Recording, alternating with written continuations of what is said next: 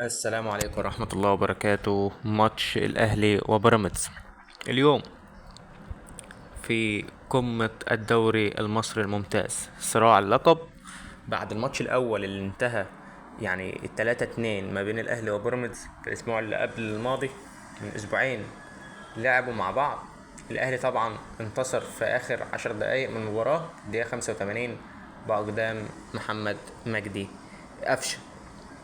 النهارده الماتش مختلف، الماتش هيحسم مين اللي هيكسب الدوري، او يعني 95% اللي هيكسب النهارده هو اللي هيكسب سباق الدوري يعني ويصفر باللقب ان شاء الله. الماتش النهارده هيبقى الساعة 9 مساء بتوقيت مصر، 9 مساء بتوقيت السعودية، 10 مساء بتوقيت الامارات.